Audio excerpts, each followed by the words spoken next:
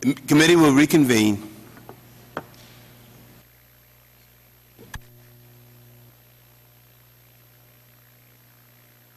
Secretary Levine, you may begin. I started to say continue, but you never started. Thank you, Mr. Chairman. It's an honor to be here today. I had prepared some comments. I'm going to depart a little bit from my prepared comments and sort of get to the crux of what some of our financial challenges are going forward. You've heard good stories this morning about the good things that were done as a result of this grant. There were other grants as well, and Congress and the executive branch have done a lot for the state of Louisiana and New Orleans, and for that we're grateful. We're also grateful for the selection of Craig Fugate to be the administrator of FEMA. I worked with him during the 8 hurricanes that Florida faced in 2004 and 2005, and I don't know a more capable person in the country to lead FEMA. I just want to get to some of the real financing challenges that we've got that really trump all of this, because all of this will become very difficult for us to sustain if we can't solve these specific issues. First, our state faces the largest reduction in federal match in Medicaid in the history of the Medicaid program. January of 2011, our federal match will decrease by 18 percentage points from an 81% match under the stimulus to 63%. That's an annualized loss of $900 million per year that Louisiana will either have to reduce from the expenditures in the program. That's 1/6 of our Medicaid program. On top of that, we face a reduction in our DISH program. You've heard a lot about the low eligibility, the 12% eligibility for adults in Louisiana. Part of the reason for that is we have historically used this public hospital system to provide access for people that were low income. You heard that nearly 95% of our children have insurance coverage, and we have a very low eligibility for adults. That's true because we have this public system. However, the funding for that public system is in jeopardy right now because beginning in July, we'll face what we estimate will be up to a $250 million reduction in our DISH program, a 20% reduction that begins July 1st. So those two issues combined are more than $1 billion reduction to our safety net programs this coming year. We also are facing, obviously, the loss in the primary care access and stabilization grant funding. And I just want to tell you a story. My first week on the job, there was a young police officer named Nicola Cotton who was murdered on the job. She was murdered by somebody who had been treated in our institutions, in our mental health institutions in New Orleans, had just been released from a mental health institution. We found that the mental health system in New Orleans and throughout the state of Louisiana has been neglected for 20 years.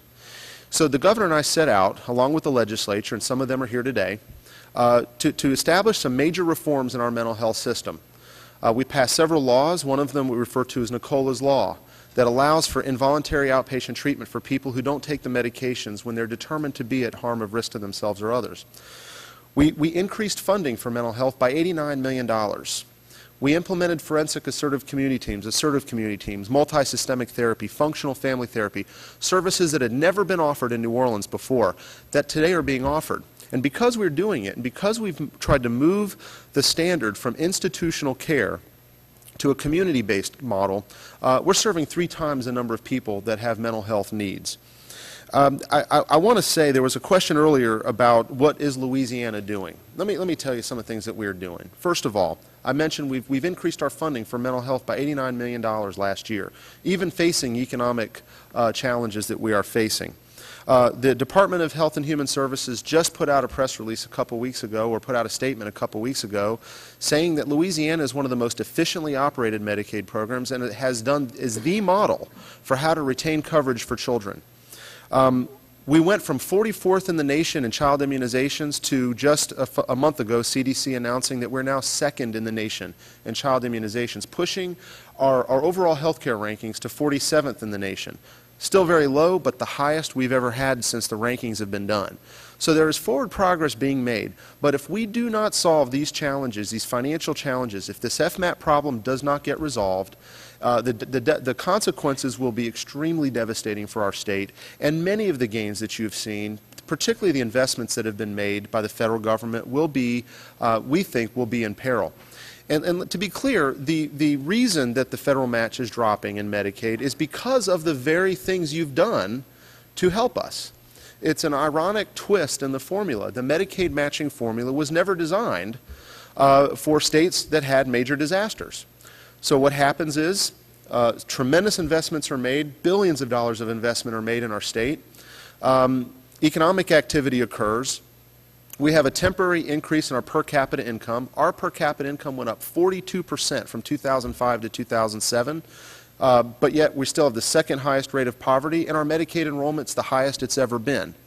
And yet, 3 years later, because of the federal formula in law, our match in Medicaid drops as a direct correlation to the increase in the per capita income resulting from the recovery. Mr. Chairman, I know my time is up. I will say that this is help that only this is something that only Congress can resolve, and we literally are asking for Congress to take a good hard look at this to help us with this financing challenge that no state in the history of our union has faced in the Medicaid program's history. Thank you very much, Mr. Levine. Dr. Creer-Perry. Thank you for having. I am Dr. Joya Creer-Perry. I'm the Director of Clinical Services of the City of New Orleans, and I'm also an OBGYN. Your mic on? I don't know. Oh, now it is. Hey, you can hear me now. All right. I know it's getting kind of late. I'm Dr. Joya Creer-Perry. I'm the Director of Clinical Services for the City of New Orleans Health Department, and I'm an OBGYN. I would like to thank the House Committee on Oversight and Government Reform for giving the City of New Orleans an opportunity to speak today, and for providing this funding for primary care access and stabilization.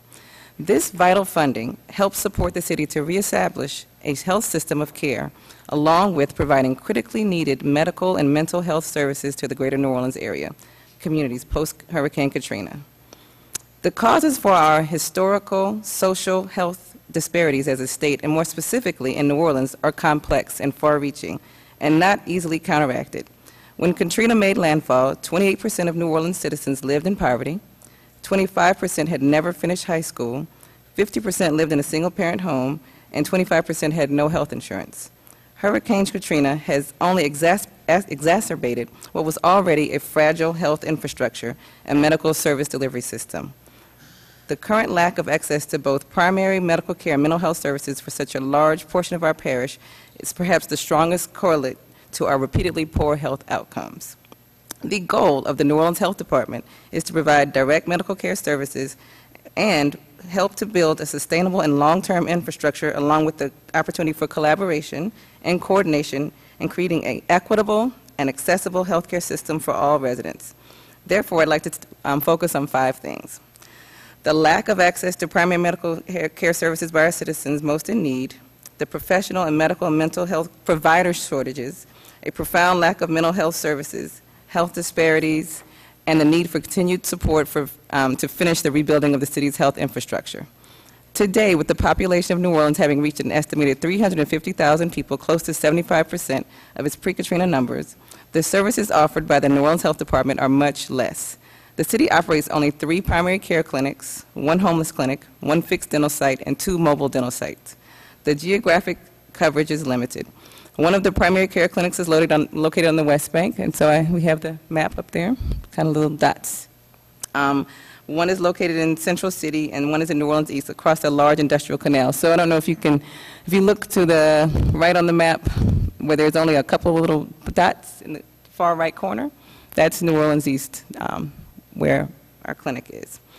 There has been a significant decrease in the number of medical, mental health, and dental providers seen in Orleans Parish. According to a 2007 Blue Cross Blue Shield report, only 28% of their original medical professionals returned to practice in Orleans Parish. Last year, the Louisiana Department of Health and Hospitals reported that less than 25% of those providers accepted Medicaid patients. There has never been an adequate mental health infrastructure in New Orleans, and today the need for care and treatment have only increased exponentially since Katrina made landfall. During the last 4 years, the availability of psychiatric beds have been dramatically reduced, combined with a large number of mental health care providers never returning, which has left the citizens most in need with the most obstacles in receiving care, needing care and treatment. And beyond not being able to meet the mental health needs of our citizens, it has created a cross-cutting effect on families, communities, work sites, and the broader healthcare delivery system, from the hospital emergency rooms to the primary care physicians to the local jail facilities, which today houses the most psychiatric beds in the parish. Just as behaviors and lifestyle choices are the causes of most chronic infectious diseases, access to primary, preventative, and treatment care is what improves health outcomes and decreases disparities gaps. What research has shown is that health disparities in Louisiana are often found in populations which are poor, minority, high school dropouts, low incomes, uninsured, and lack transportation. All right. The New Orleans Health Department identified an extremely high need and underserved and understaffed site within Orleans Parish and responded by establishing a clinic site with PCHG funding. As you can see on the map, it was in New Orleans East. Oh, we went through all my slides, huh? New Orleans East represents approximately 35% of total parish land area and 15% of overall population. Yet 4 years later, there is still no hospital. So just wanted to put up my little Methodist picture. Can't have a New Orleans conversation without talking about the Methodist Hospital.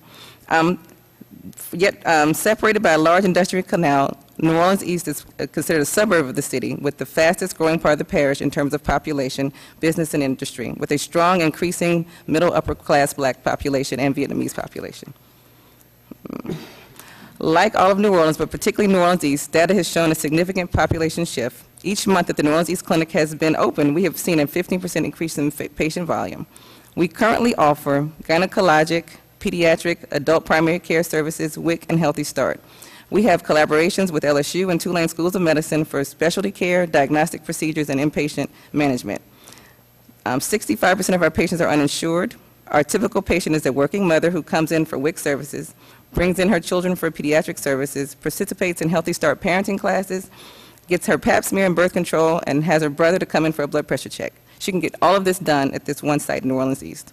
For a growing population that is geographically isolated, the PCHG funding has allowed us to provide convenient, compassionate services because even with 4 years later, there is still very limited care in the area.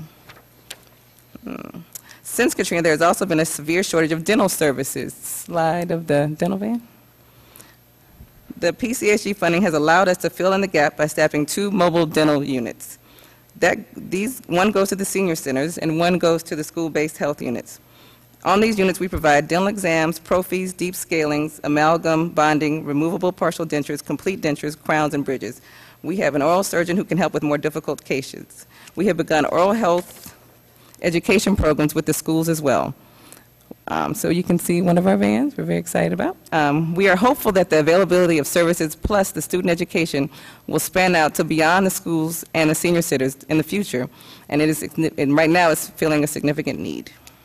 So in closing, I know I'm over, below are a few recommendations from the City of New Orleans. Number 1, to increase Medicaid eligibility, to increase the number of individuals who qualify for coverage and are insured, to use flexibility within a 1115 waiver for Medicaid for expansion to support the PCHG funding, to expand the number of federally qualified health centers in the region, and to alleviate the disparities in mental health reimbursement. So that's it. Thank you very much. Mr. Williams? Mr. Chairman, thank you, and members of the committee, thank you for the opportunity to address this important topic today. I'm employed by the Louisiana Public Health Institute, a nonprofit organization that works statewide to improve health through public-private partnering. LPHI was chosen as the state's local partner in administering the Primary Care Access and Stabilization Grant, and I serve as the director of that program. Today, my testimony will, in my 5 minutes, hopefully, summarize how the grant has been used over the past 2 years towards the grant goals, and discuss the challenges we face in maintaining the gains we've achieved. The catastrophic flooding throughout New Orleans region following Hurricane Katrina wiped out the healthcare safety net, as you've heard about today. There's a map showing the relative flood depths that you could look at in relation to the location of the clinics, which is overlapping. And also, as you've heard today, the clinic representatives here today were among those who spent the first couple of years after Katrina cobbling together resources and trying to get the growing healthcare needs met in the region. Then in July of '07, we received the $100 million Primary Care Access and Stabilization Grant from HHS to stabilize and expand the clinics that were on the brink of failure at that time. And we want to thank you and HHS very much for making that possible. And making it possible under terms that allowed for the use of those funds in a flexible way so that we could be effective towards the goals of the grant. We strive for a healthcare system with a public-private network of primary care clinics as its foundation to facilitate access to the right care delivered in the right place at the right time. And 4 fundamental goals have guided our efforts to use this grant to advance towards this vision. Number 1, increase access to care on a population basis. Number 2, deliver high-quality, evidence-based health care. Number 3, create an organized system of care. And number 4, develop sustainable business entities. Access, quality, systemness, and sustainability have been our mantra. 25 public and private nonprofit organizations in the New Orleans region were eligible to participate in the grant program. The first award of $16.7 million was distributed to the organizations within 2 months after the issuance of the Notice of Grant Award. Supplemental awards have been made every 6 months since then to all 25 entities, and so far $80,275,000 has been distributed. The remaining grant funds will be distributed in December of this year, and the grant funds will be substantially exhausted by September 30th of next year. However, we expect a no-cost extension will be approved by CMS shortly to help the grantees stretch these dollars as far as possible. About 80% of the funds have been spent on personnel and contracts for the provision of direct patient care services, and the remainder on equipment, supplies, facility renovations, and other expenses that support care delivery. Now I'll summarize the status and progress made towards our priority goal to increase access to care on a population basis.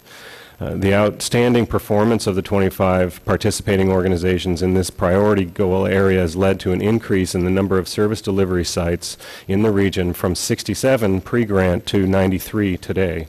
And there's a map you've seen that shows the distribution of all those sites across the region. In addition, they've increased the size of the delivery system by almost 50% in 2 years in terms of patients served. You can look at the next exhibit, which is a graph that shows the increase in patient volume by 6-month period since the beginning of the grant. It's a dramatic growth in a system in such a short period of time. In the past year, they provided primary and mental health care services to nearly 175,000 individuals and to a total of 250,000 since the grant began. In the past year, 42% were uninsured, representing about half of the uninsured in the region, and 25% had Medicaid. More importantly, over 40% of the conditions cared for in the primary care clinics are conditions that would likely require room care if not effectively managed in the outpatient setting. Now on goal number 2, which is deliver high-quality, evidence-based health care, funds all participating clinics met minimum quality improvement benchmarks, such as providing same-day appointments for urgent care. In addition, $3.8 million was set aside for a voluntary quality improvement incentive program in partnership with the National Committee on Quality Assurance, or NCQA. This incentive program rewards clinics that achieve standards set by NCQA in their patient-centered medical home framework.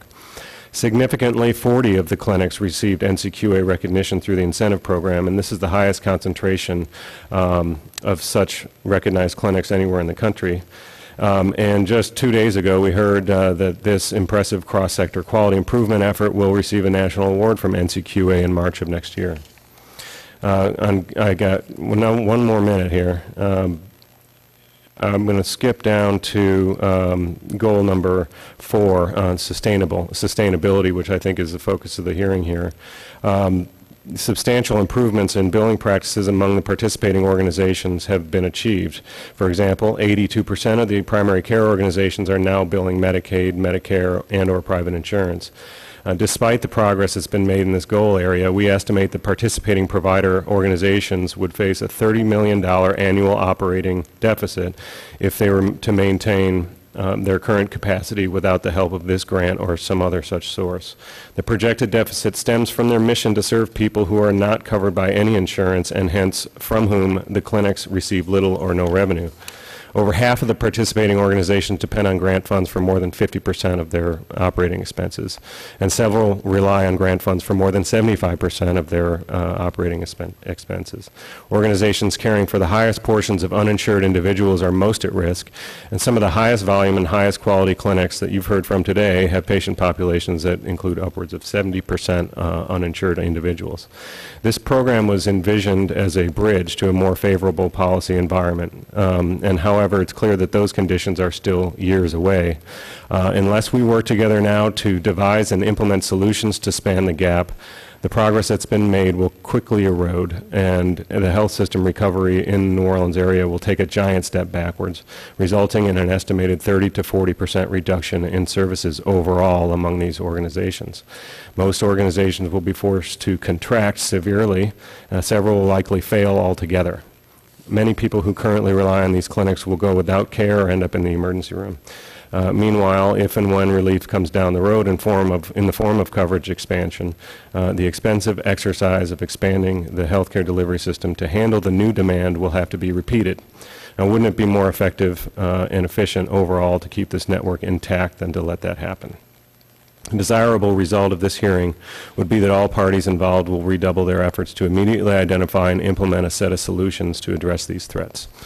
These could include allocation of existing unobligated community development block grant recovery funds for this purpose, granting permission for the state to use Medicaid disproportionate share funds for outpatient primary care and physician services, and exploration of additional sustainable options for funding.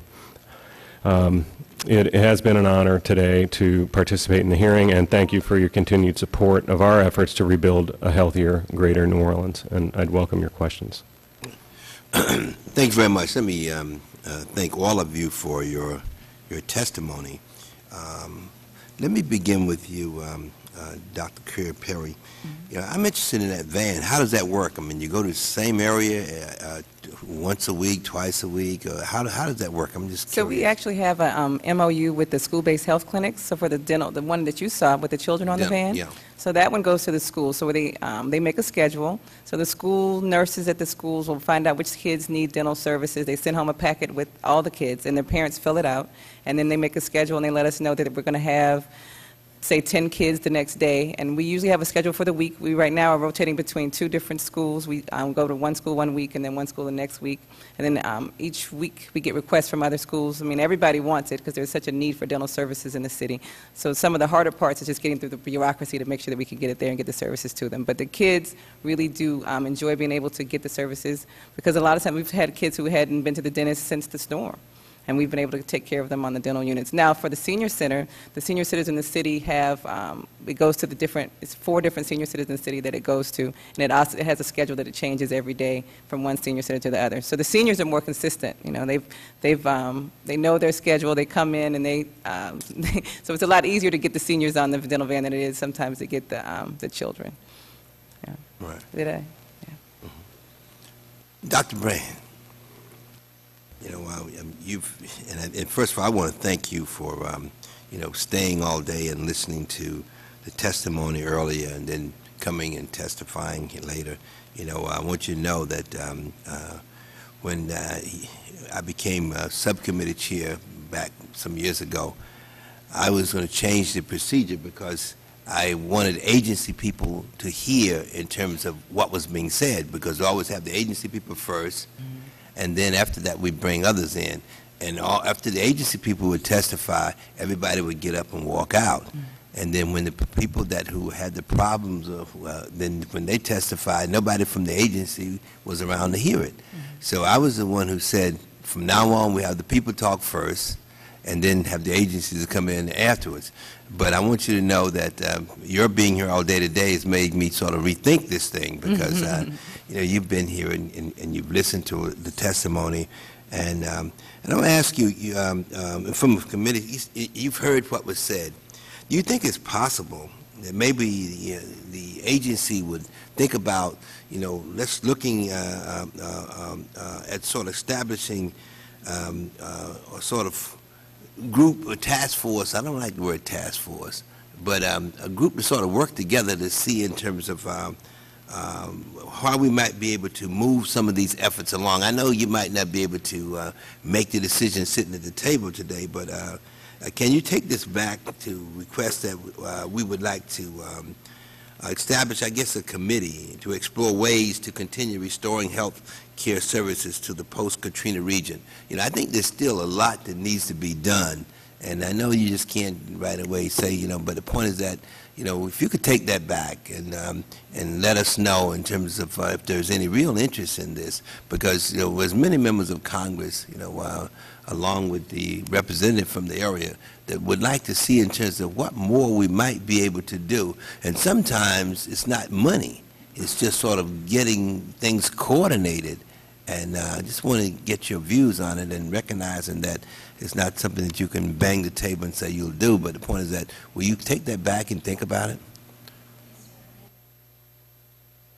Yes, sir, and it's been very helpful and interesting to have spent the day listening to my colleagues talk about New Orleans and access to primary health care as it is at this time and how it's changed compared to immediately before and after Katrina. HRSA and the rest of the department, I think, have worked collaboratively to address these challenges. CMS certainly is the part of the enterprise that looks at payment, but HRSA is concerned about access through health centers, workforce. Our colleagues in SAMHSA would be very interested to hear the challenges that the city still faces in providing access to adequate mental health services, and so certainly, sir, I will take your challenge and your charge back to the department and see what we might do. We have been working together collaboratively, but this might be an opportunity to take a look at that and see what the next phase might most appropriately be. All right, thank you very much, Dr. Brand. Mr. Levine, can you give me a broad outline of your administration's plan to build a replacement facility for the now shuttered charity hospital? When will construction begin? How will it be financed? And what scope or size? Is there anything that the Congress can do to facilitate this? Well, thank you, Mr. Chairman. We've taken several steps to move the process along to the extent that we can. Obviously, the financing is the big piece of this that hasn't been resolved. We're still, unfortunately, in the arbitration phase with FEMA at the moment. We believe that the state has made adequate has provided adequate evidence that the state is owed $492 million under the Stafford Act. FEMA's last offer was $150 million, up from the original offer of $26 million or so. We are in the process of acquiring the property. We are in the architects are doing the design planning phase of the project. So all the things that can be done while we work out the financing piece of this is critical. The other thing that we've done is that we've completely changed the model from the old charity public hospital model. We've actually looked at what happened in Atlanta with Grady. We've looked at Tampa General. We looked at other Shands Hospital in Gainesville with the University of Florida. We've looked at models of teaching hospitals that used to be public but have converted to the nonprofit model. And that's what we've done. And we entered a memorandum of understanding between Tulane, LSU, and the state that was signed about 2 or 3 months ago. So all of those pieces have been put in place. The one piece that's not in place is the FEMA piece of this, which is substantial. If we do not, the way the financing is supposed to work is the state's committed $300 million. We had estimated the $492 million from FEMA, and then the difference between that and the $1.1 billion, $1.2 billion was going to be financed through the debt markets. If FEMA doesn't come through with a significant amount of money, if the arbitration doesn't go our way, that could really imperil our ability to finance this hospital. Given the situation, I mean, we would have to finance more than the estimated $400 million we had started, that we had planned on. So it's irrespective of whether somebody believes we should rebuild the old hospital or build a new one. It's all academic if we can't get the money from FEMA. And so the question about what Congress can do, to the extent that FEMA falls short due to the arbitration process, if it doesn't go our way, certainly Congress can step in and provide funding that would bridge that gap. We aren't asking for that at this point. That's certainly in the purview of Congress, but we're trying to work within the scope that has been laid out by FEMA. On that note, I yield to the representative from the area. Thank you, Mr. Chairman. Mr. Chairman, I'm very glad to hear today from the GAO that we have been using the money responsibly, because traditionally we have had some negative images with respect to how money were being spent. With that being said, I was a little bit disappointed, Dr. Perry, Creer-Perry, to hear that there are $4 million for mental health that are left unspent by the city, and you come here to testify of mental health needs. Can you explain with respect to that discrepancy? Yeah. We don't have money for mental health in the city. I'm sorry? We don't have a mental health grant for the city. I've received information from Okay. very secure sources that the Okay. city does have $4 million in mental health money left unspent. I'm not sure. But can you look into that, if you don't mind? Yeah. It might Or be Mr. Williams, do you have any SSBC. comments with respect to that? Yeah, I believe it would be a strange coincidence if it wasn't if this wasn't the $4 million carve-out from the Primary Care Access Stabilization Grant that was specifically earmarked for the City of New Orleans Health Department to address not just mental health, although that's an allowable expenditure of the primary care grant funds, but also to address healthcare needs in particularly underserved areas, and to provide the dental services which are up and running. They got off to a slow start spending that money, but they're well underway to make good use of it at this point, as far as I know today, and we can get you more So of the information $4 million, which portion of it was spent on mental health, which portion of it was spent on the Well, dental trucks? Yeah, when we applied, we didn't apply specifically for mental health. We could use it for dental and for the New Orleans East Clinic. So we've spent it on dental and New Orleans East Clinic. So we are on track to spend all of our allocation by the end of the grant. We will have no money left. Okay. Dr. Brand, I was looking at some of the grant allocations that HRSA has granted to the area, and I've noticed that a large portion of it were concentrated in the downtown and uptown area, where the areas around the fringes, the New Orleans East area, St. Bernard, those areas in Wagaman, in West Wego, there have been very little being done for those areas. Can you address that, please? Certainly, I believe that Administrator Wakefield has begun dialoguing with you and your staff about the fact that those areas do not have ready access to federal qualified health centers. We continue to work with the Primary Care Association to look at those areas where we might, should resources be made available, do a new expansion or provide a new access point.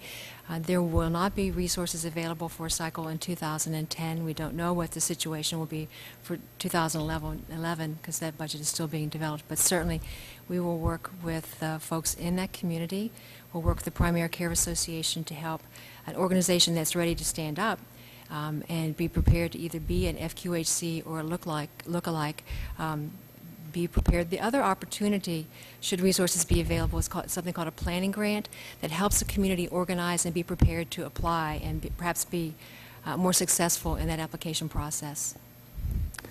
Mr. Levine, I know that the state has a terrible FMAP problem. Can you please explain to us how would the FMAP problem affect the issue of the poor in the district? And also, I'd like to know whether or not the state has an audit system with respect to how money is being spent by the city as it comes down from the state.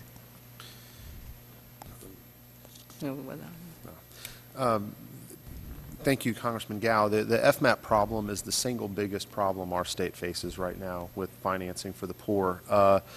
We can't sustain nearly $1 billion a year reduction in our funding for Medicaid. it would trump everything, all of the progress that's been made here. Whether we talk about the expansion, I know there's a potential expansion of Medicaid in the reforms. In the House bill, it was 133%, in the Senate, it's 150%.